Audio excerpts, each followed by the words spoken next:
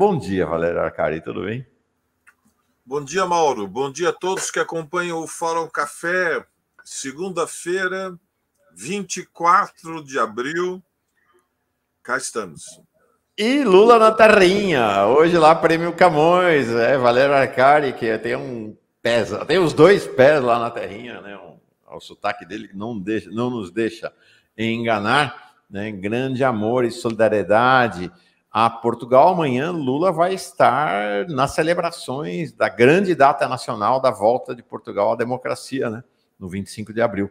Amanhã lá. Bem importante, né, Valério? Claro. E estamos a um ano do aniversário, símbolo de meio século, né? Então, tem muita importância porque a Revolução dos Cravos foi a maior revolução política e social que a Europa conheceu no final do século XX. De longe, o processo de mobilização popular, transformações histórico-sociais numa escala que não tem paralelo, porque Portugal conheceu um intenso processo revolucionário que começou no 25 de abril com uma sublevação militar que, de forma instantânea, derrubou um regime com 48 anos de vida, uma ditadura fascista que mergulhou o país numa guerra colonial sem solução durante mais de 13 anos. E, na sequência, entre o 25 de abril de 74 e o 25 de novembro de 75, Portugal viveu a experiência de democracia direta, com a formação de comissões, de assembleias populares nas empresas, nas indústrias, nas universidades, em todas as esferas da vida social, sim, com uma profundidade que não tem comparação. Então, é por isso que a Revolução Portuguesa tem raízes populares, operárias e populares muito, muito poderosas, e o 25 de abril é pouco conhecido no Brasil, é uma data na qual, todos os anos, muitos e muitos milhares, numa capilaridade que se estende por todo o país, que evidentemente encontra em Lisboa a manifestação símbolo, mas que tem eco em todas as cidades médias e mesmo nas vilas e algumas aldeias, sem comparação. É um dia de grande importância que emociona a nação, e a presença de Lula, evidentemente, em Portugal como destino da primeira viagem europeia, é simbólica pelo fato que eu creio que a maioria daqueles que nos acompanham devem saber, que o país onde o Brasil tem maior repercussão, onde há maior interesse pelos destinos, né, do Brasil, é Portugal. Não há nenhum outro país no mundo onde tantos se motivem pelos destinos brasileiros, Mauro. Perfeito. Vamos falar de Brasil. Vamos falar de Brasil. Eu estava hoje, um dos temas, assim, um dos bordões do diálogo hoje é como esse slogan do Lula, do governo Lula, é um slogan, por um lado, assertivo e que vai direto ao ponto, e por outro lado, entendo as boas intenções do Lula, do Pimenta, dos marqueteiros, mas profundamente ilusória, que nos desarma, né? União e reconstrução. Reconstrução é isso aí, tem que reconstruir o país mesmo, mas união é uma bela palavra, mas está longe de representar aquilo que o país tem. Desde a eleição de Lula, a gente vem de crise em crise, né? A democracia brasileira vem de crise em crise, mais uma agora, evidente uma armação do bolsonarismo com aquele jornalista da CNN, que é uma correia de transmissão do bolsonarismo na CNN, como nós assistimos, né? Nós tivemos o Fausto Macedo, do Estadão, que era uma correia de transmissão da Lava Jato na imprensa. Isso são figuras comuns. Mas o fato é que não adianta a gente ficar denunciando, né? O que importa nessa altura do campeonato é constatar. Deu certo. Né? Deu certo. Esta ação deles com as fitas fez com que o governo Lula recuasse de uma posição. Estava certo ou estava errada a posição do Lula? Não sei, cada um tem sua visão. Mas o fato é que o governo Lula foi obrigado a recuar, admitir a CPI, e a gente tem algo que parecia estabelecido, né? O golpe de 8 de janeiro foi uma tentativa de golpe bolsonarista, e agora a gente tem uma disputa de narrativa aberta, sangrando a sociedade. Vamos para uma CPI que vai ser uma guerra, num contexto de guerra o tempo todo, né? Crise aberta o tempo todo. Esta quarta-feira vai ser um momento importante, porque é o dia de ler a instalação da CPI na sessão do Congresso Nacional, vai ser uma CPI mista. Quarta-feira é o dia de votar a urgência da PL e das fake news, vai ser outra guerra na Câmara dos Deputados e Deputadas. As plataformas sociais aliadas da extrema-direita não querem deixar aprovar a urgência. E quarta-feira é também o dia da greve nacional contra a reforma do ensino médio. Ou seja, a gente não está naquela coisa, ó, união nacional e vamos em frente, vamos reconstruir. Está em guerra, é o país não que tem sossego. Não tem sossego. País conflagrado, né, Valério? Pois é. Não tem sossego. O Brasil é conflito, Mauro. Gente, é segunda-feira, temos que rir um pouco. Eu já vou dizer hoje, para aqueles que acompanham o programa, que como 25 de abril é a data mais importante da minha vida, é de longe a data mais importante. A minha filha nasceu também no 25 de abril, então, de alguma maneira, eu nasci para a vida adulta no 25 de abril, nasci uma segunda vez. Nós não nascemos só uma vez, hein? Quer dizer, nós nascemos uma vez, porque a vida nos é dada como um presente, né, dos nossos pais, mas nós nascemos depois várias vezes em função dos desenlaces, dos episódios, das peripécias dos nossos destinos. E eu nasci uma segunda vez no 25 de abril, porque eu tive, digamos, o benefício de, na aurora dos meus 16, 17 anos, viver um processo revolucionário, que é algo que é muito difícil. Ou seja, eu vivi digamos, aquele intervalo de 1 ano e meio em que tudo parecia possível, Mauro. E quando você cai no caldeirão da história, né? Quando o laboratório da história te dá a oportunidade de ver uma situação ao vivo e a cores intensa, em que milhões de pessoas acreditam que podem mudar as suas vidas através da ação coletiva, ou seja, quando milhões de pessoas despertam do desinteresse, ou da apatia, ou da prostração, ou da desesperança, toda a sociedade, mesmo que o conflito seja muito agudo, e era dramaticamente agudo, muito mais intenso, inclusive, do que nós estamos vivendo no Brasil, que já não é pouca coisa, você fica com uma esperança que é inquebrantável. Uhum. Você sabe? Então, esta é uma semana em que eu fico durante dias com um sorriso nos lábios. Para mim, o 25 de abril é a memória de que é possível. Eu sei que é possível, Mauro, porque eu estive lá, eu vivi e marchei, subi em tanques, participei de operações. Eu sei que é possível. Ainda que, digamos, grande parte de todas as esperanças que estavam depositadas, né? Portugal foi um laboratório da luta pelo socialismo, finalmente se perderam, mas isso não impede que eu tenha esquecido aquela alegria que caminhava nas ruas, né? Quando, numa frase linda que um amigo meu escreveu, parecia que o futuro era agora. O 25 de abril, a Revolução Portuguesa era aquele momento raro da história em que o futuro é agora.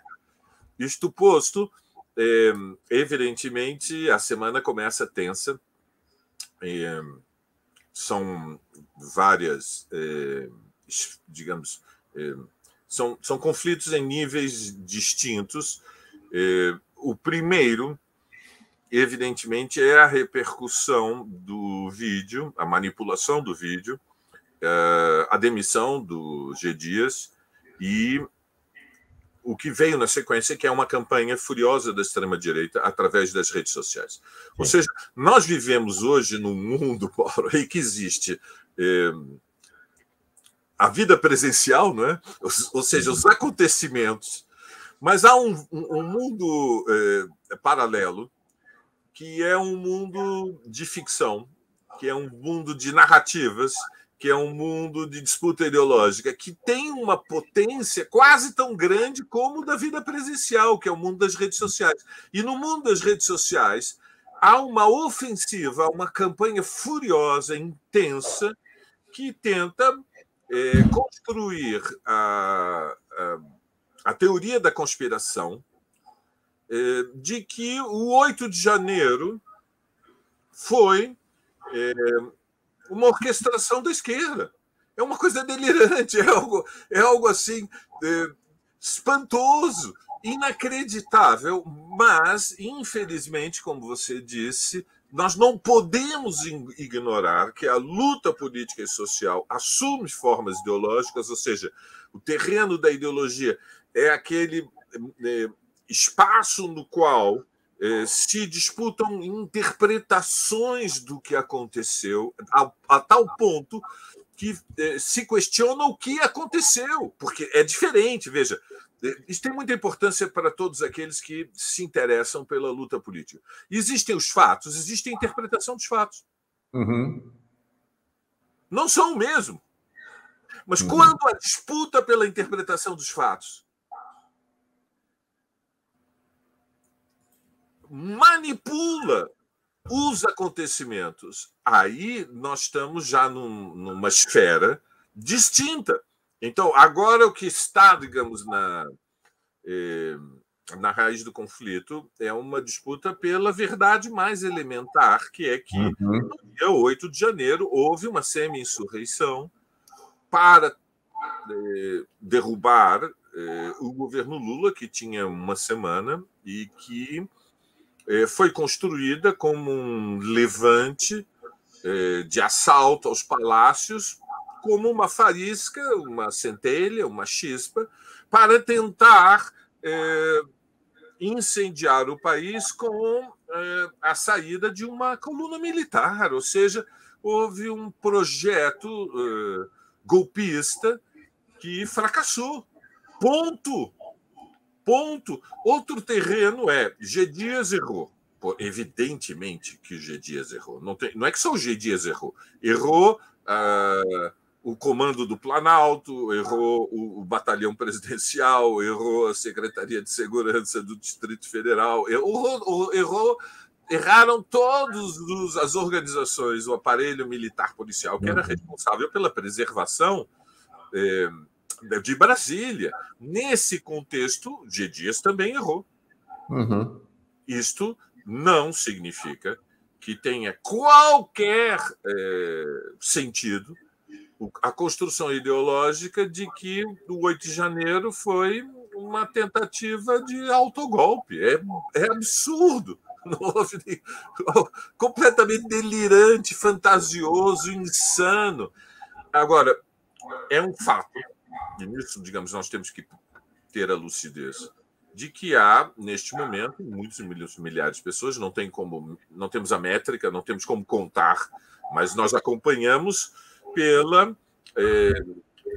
tráfico das redes sociais, acompanhamos pelas listas da extrema-direita e observamos que há uma forte campanha para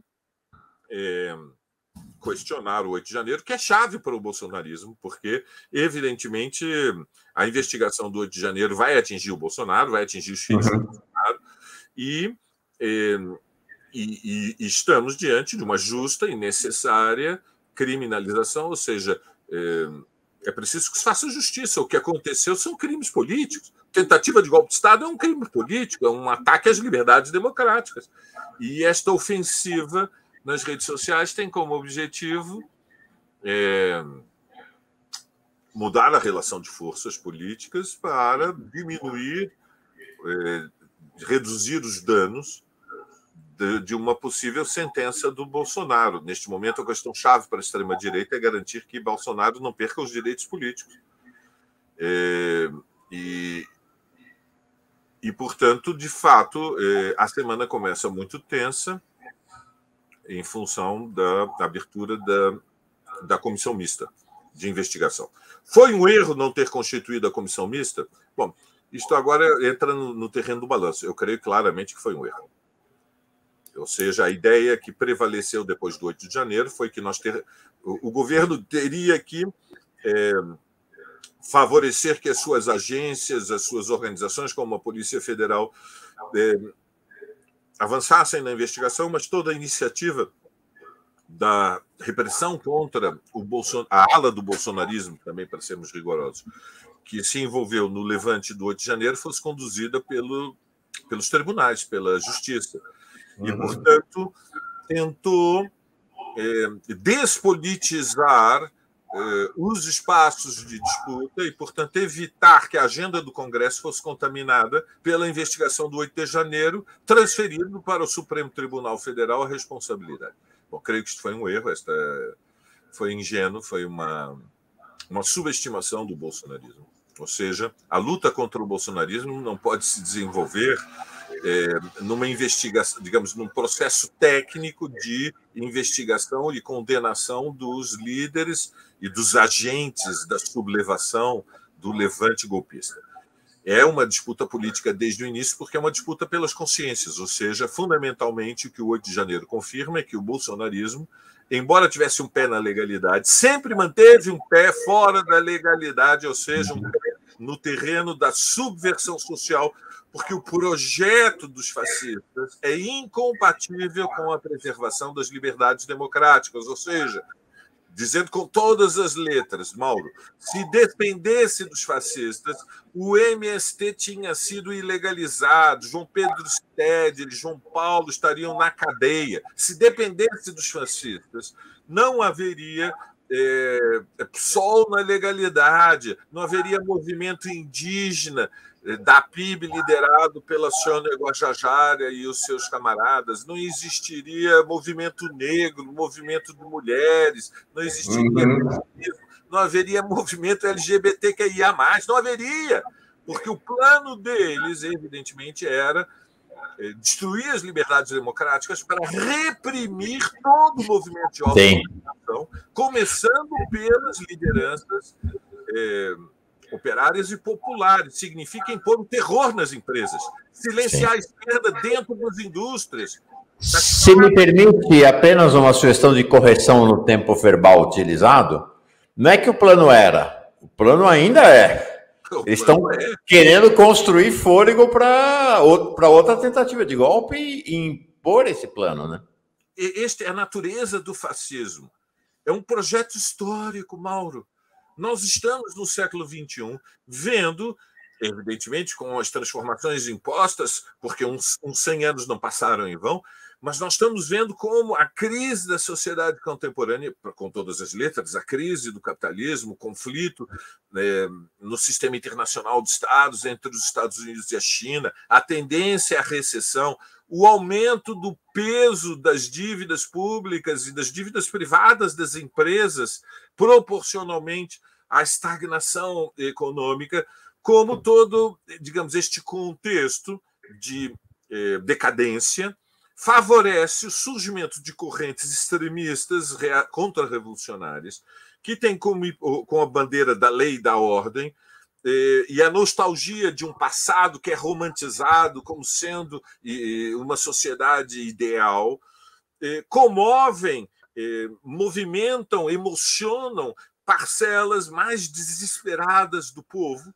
para uma ruptura frontal que garanta a preservação de privilégios. E o sentido histórico do neofascismo do Brasil, que é o bolsonarismo, É a luta pelo poder. É a luta Sim. pelo poder. É uma corrente que tem instinto de poder. Então, eles, evidentemente, se tivéssemos ocupado o espaço do parlamento com a CPI depois do 8 de janeiro, haveria um debate público com mais intensidade. E é através do Quando debate. eles estavam na defensiva, né, Valério? Quando eles estavam. Naquele momento, eles estavam na defensiva. Eu entendo, eu concordo com você, eu entendo o governo. Eu entendo. Você está lá no Palácio do Planalto, você fala, eu quero governar. Vamos mudar de assunto, eu quero governar, quero cuidar da economia, mas não existe. É um eu quero sossego. Deixa eu resolver os problemas. Mas não tem isso, né? Nós temos que estar sempre discutindo o que aconteceu ontem e quem é que tem a culpa do ontem. Não, eu quero fazer coisas. Eu entendo. Mas o mundo é como ele é, não há um mundo perfeito. E nós não estamos tratando com uma força política normal, digamos. O que é uma oposição normal? Uma oposição normal é uma oposição que reconhece o resultado do processo eleitoral e critica. E pode usar palavras severas, impiedosas, se quisermos. Mas... E aí você me traz uma questão que eu não tinha pensado ainda. O Rovai tem aqui na Fórum defendido desde o começo que tivesse a CPI. Mas acho que você traz uma questão interessante, que é assim, lá, quando reinstalou o Congresso, né, a partir de lá de 1º de fevereiro, no início de fevereiro, instalar a CPI naquele momento teria sido uma CPI em que as forças democráticas estavam numa ofensiva total e eles esmagados. Agora, a CPI vai ser instalada debaixo de uma situação distinta. Existe um certo equilíbrio na disputa narrativa nesse momento. Já não é a condição política tão confortável, tão favorável como era lá no início de fevereiro, né? Mas vai ter que fazer, não tem jeito. Né? Não vai ter jeito. Não, agora existe uma suspeita. Eles plantaram uma suspeita. O vídeo, ele o vídeo, eu quando assisti, eu vou dizer, eu fiquei daqueles momentos em que eu fiquei com total perplexidade. Eu não estava acreditando. Como eu às vezes não vejo bem a tela, à noite eu lacrimejo às vezes um pouquinho. Eu perguntei para a Su, ele está dando um copo d'água para o vândalo? O cara, o militar está dando... Ele está oferecendo refrescos. Aí eu fiquei tão zangado disso. Vai vir canapés depois? Vai ter salgadinho? O que está acontecendo? Eu não estou entendendo. E depois o G. Dias parece um idoso que está em trajes meio de pijama, circulando pelo Palácio do Planalto, distraído, perdido, completamente sem iniciativa política. É um vovô distraído caminhando pelo Palácio do Planalto, não é a máxima autoridade política responsável pela segurança do palácio. É inacreditável. Quer dizer, é algo espantoso. Não tinha uma arma, quer dizer, ele foi passear no Planalto depois de saber que havia uma invasão de manifestações fascistas, não só em trajes civis, mas em trajes esportivos, como quem sai para ir numa feira, e desarmado.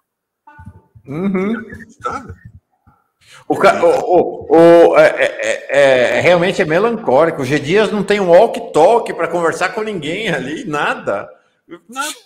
General. Está distraído. A cena é espantosa. Veja, isso, o que nós vimos não criminaliza, ou seja, não confirma que o G. Dias era cúmplice. Não é o bastante. Mas sugere que era de uma incompetência, digamos, de uma falta de responsabilidade, no mínimo, imperdoável. Evidentemente, ele tinha que se demitir ou ser demitido, ainda mais porque há suspeita de que os vídeos existiam e que ele fez uma edição e não entregou para a presidência, como era sua obrigação, todo o material disponível. Bom, mas isto posto, o que é chave é que agora vamos ter a CPI, é uma CPI mista, é um espaço de disputa política, vai ser uma espécie de tribunal público, Não há como escapar, vai ser um tribunal público do 8 de janeiro. E, portanto, ainda que com atraso, a oportunidade não está perdida, nós podemos passar para a contraofensiva, responsabilizando a extrema-direita pelo ensaio golpista. E, portanto, há uma luta política por ser feita, e eu creio que, conversando com os meus camaradas no PSOL, é muito importante assumir com plena responsabilidade a necessidade de estabelecer as relações entre aqueles, enfim, ativistas da contra-revolução, né, os fachos que ocuparam os palácios. 100 deles já foram, como noticiado na semana passada, indicados, né, a abertura do processo como réus, foram indiciados como réus, e estabelecer os vínculos com a liderança do bolsonarismo. Tem muita importância, é uma disputa política que tem grande mas não anula que a questão mais de fundo é, evidentemente, a responsabilidade que o governo tem com a maioria do povo, com a classe trabalhadora, ou seja, quais são as iniciativas, agora que já completamos os 100 dias, que vão impactar, né, que vão ter significado na mudança da vida das pessoas. E lembrando que o povo não quer só comida, né? O povo, bom, há algumas dezenas de milhões de brasileiros que realmente a primeira prioridade é dramaticamente comida, mas o Brasil é complexo, vai além daqueles 25, 30, 35 milhões que estão em condições de subnutrição. Nós agora temos já um pouco do impacto do novo desenho do Bolsa Família, e, portanto, isto há um tempo para nós vermos em que medida o Bolsa Família começa a reduzir danos do que aconteceu nos últimos 4 anos, mas há demandas sociais que vão além. Nós temos agora, quarta-feira, como você lembrou, uma demanda social muito importante, que é a revogação ou não da reforma do ensino médio. Isso que eu ia perguntar, a gente está caminhando para o finalzinho já, temos 2, 3 minutinhos, mas eu não queria encerrar porque tem que perguntar no campo de batalha para os generais, né? Qual é a perspectiva? Tem que fazer pesquisa com soldados, mas tem que perguntar para os generais. Você é um dos generais dessa luta aí contra, né, um dos animadores desta luta contra a reforma do ensino médio. Já desde a semana passada você vem falando, dia 26, dia 26, dia 26. Qual é a expectativa para essa jornada de protestos contra a reforma do ensino médio agora na quarta-feira, dia 26? Bom, a comunidade escolar vai protestar, vai haver greve. Evidentemente, os sindicatos professores estão entre os mais combativos do país. Nós estamos falando de alguns milhões de professores no ensino público brasileiro. Esta mobilização não é só do ensino público, vai atingir as escolas particulares. A reforma do ensino médio é uma questão que é absolutamente decisiva. Entre os 15 e os 17 anos, há uma fase de transição para a vida adulta, em que há um amadurecimento que dá um salto de qualidade. A reforma do ensino médio que foi imposta pelo governo Temer é um desastre, Mauro. É uma fórmula importada dos países centrais sem considerar, sem fazer nenhuma mediação, um mínimo de responsabilidade, lucidez, Mauro, para compreender o contexto no qual mergulha a juventude brasileira.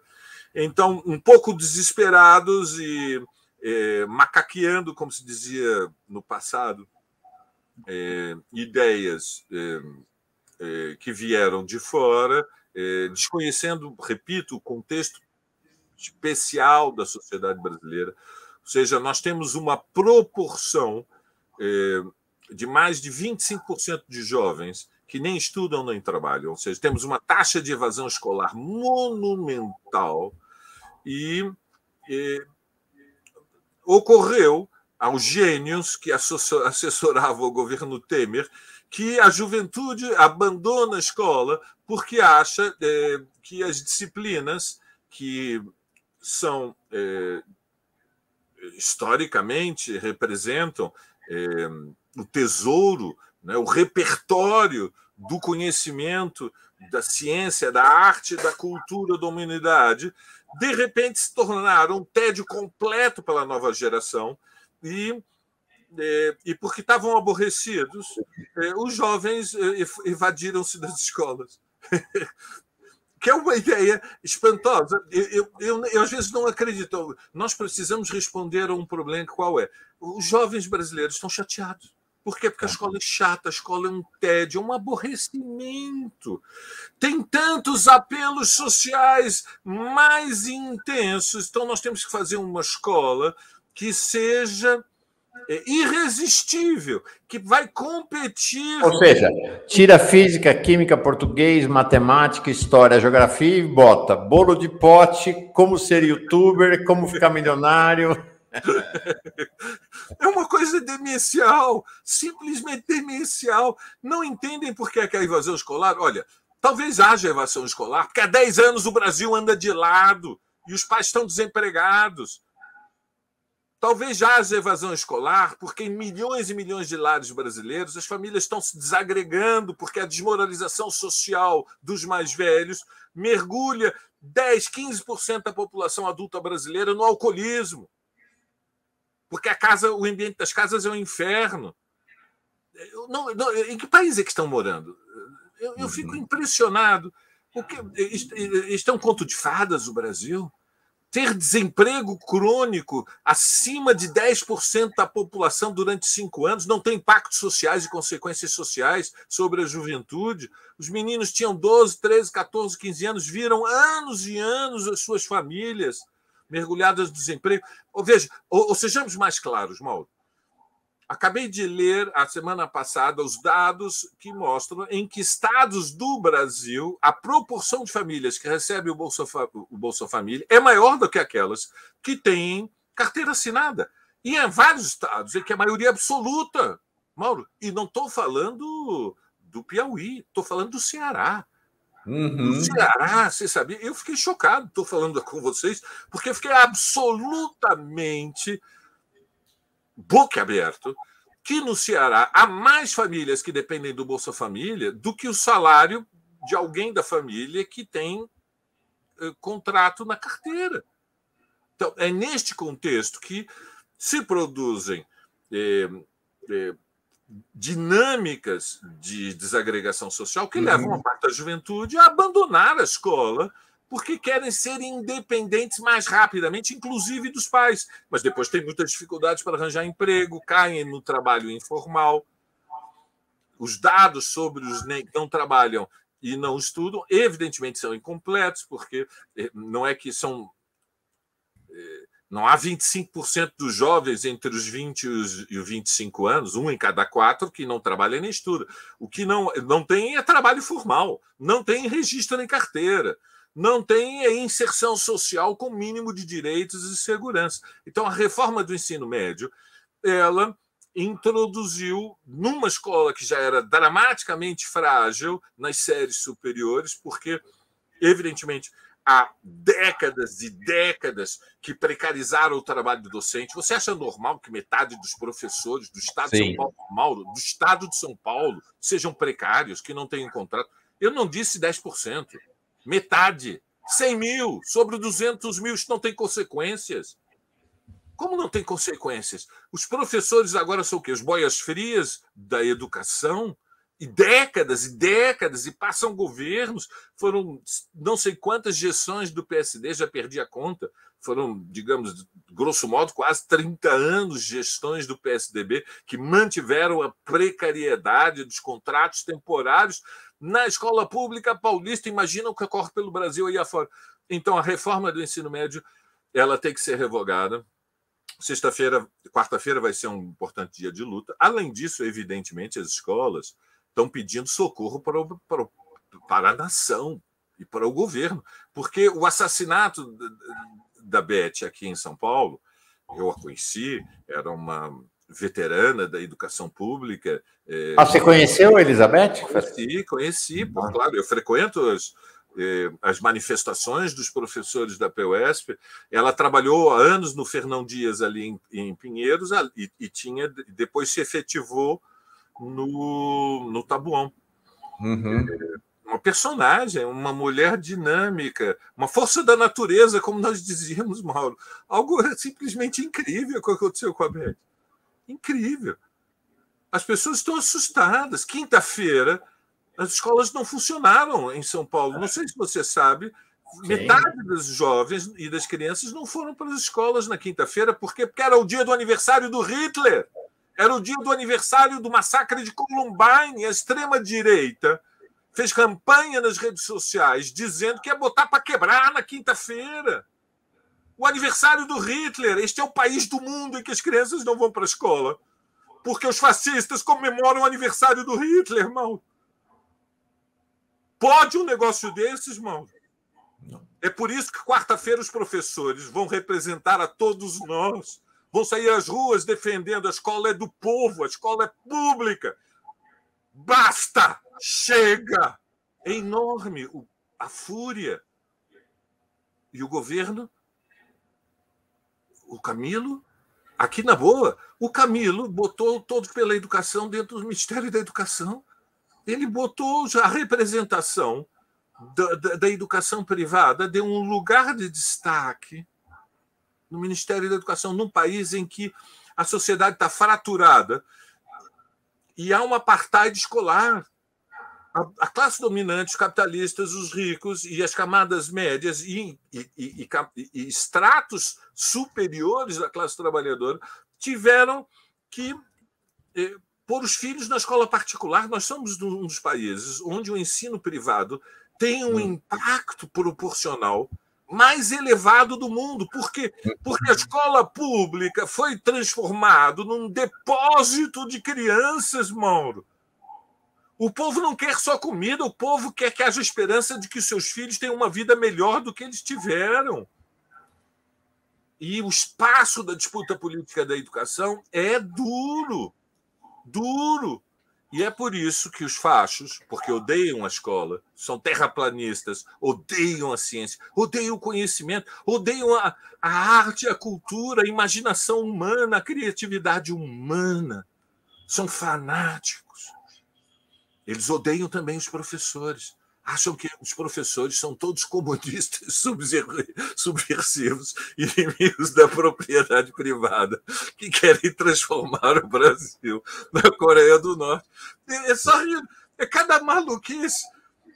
Eu fico espantado. A quinta-feira passada, eu vou te falar, quando eu comecei a receber notícias do que estava acontecendo. Bom, na quarta-feira, eu recebi ligação de um grande amigo que me perguntava: Valério, amanhã, você acha que é uma boa ideia as crianças irem para a escola? Aí eu compreendi a gravidade. Sim. Não, Valério, entrevistei a Bebel, deputada estadual do PT de São Paulo, presidenta da PUESP. Eu perguntei como é que está o clima nas escolas. Ela falou aterrorizante. E ela disse: eu tenho uma filha adotiva. Hoje eu vim para São Paulo, para a Assembleia, estou com a minha mãe lá em Campinas, presidenta da PUESP. Eu falo, minha mãe disse: não vou mandar ela para a escola. Eu falei: tá bom, mãe. Assim. Não é? Foi incrível. Incrível, incrível. O aniversário do Hitler, o aniversário do massacre de Columbine, nós não estamos lidando com monstros, Mauro. E pode haver piedade diante disto. Diante disso, agora nós nos emocionamos com os direitos humanos dos presos fascistas na Papuda. É tema de manchete de jornal. Os fascistas da Papuda, os direitos humanos dos fascistas. Eu, sinceramente, há certas coisas que eu fico... São do balacobaco, só no Brasil. Eu adoro balacobaco, então não perco uma oportunidade. Algumas palavras eu acho que são fascinantes pela sonoridade. Então, de fato, 26 é muito importante. Vai haver manifestação nas ruas, nas grandes cidades. Todos que puderem, não deixem de comparecer. E, para terminar, além de apoiar os professores. Quem quiser tem a oportunidade de comprar o Labirinto Reacionário. Eu tenho que fazer se eu não fizer este momento... Ah, tá aqui, peraí, claro, semana passada fizemos o lançamento aqui do Labirinto Reacionário, se agora... Se eu não fizer uma apresentação, a editora não me perdoa. Então, aí, gente, Labirinto Reacionário, o mais novo livro de uma sequência enorme de livros fantásticos do Valério Arcari. Vamos comprar pelas redes aí, é isso aí. Valério, sua fala muito forte, muito contundente, muito emocionante, que tem a ver com o seguinte, galera, gente de esquerda, vamos recuperar a utopia, né? Não é possível que no confronto entre a utopia e aquilo que é a verdadeira distopia da extrema-direita, eles saiam vencendo, pelo amor de Deus. Portanto, vamos à luta dia 26. Vamos à luta. É isso aí. Valeu. E amanhã é 25 de abril. É o dia mais bonito do ano. 25 de abril. Fascismo nunca mais. Nunca mais. Viva o 25 de abril. Viva. Viva, Valério. Viva. Obrigado. Boa semana para ti. Um beijão.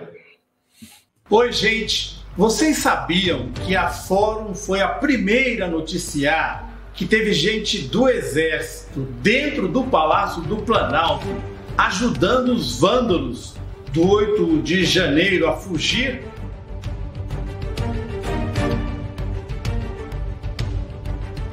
Pois é, essa pessoa hoje se tornou testemunha oficial e só agora está sendo descoberta pela mídia convencional. Você que nos acompanha há muitos anos não fica surpreso, né? Tivemos juntos no golpe contra Dilma, na perseguição ao Lula pela Lava Jato e durante o pesadelo que foi o governo Bolsonaro.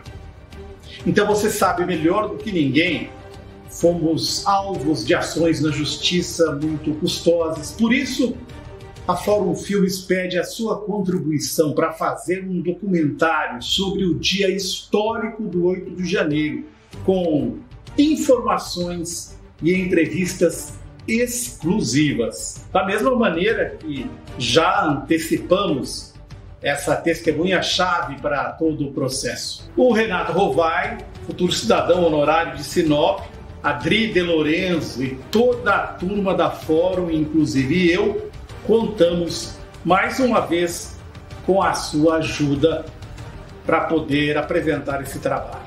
Quem não puder, mesmo que um pensamento positivo já nos ajuda. Muito obrigado.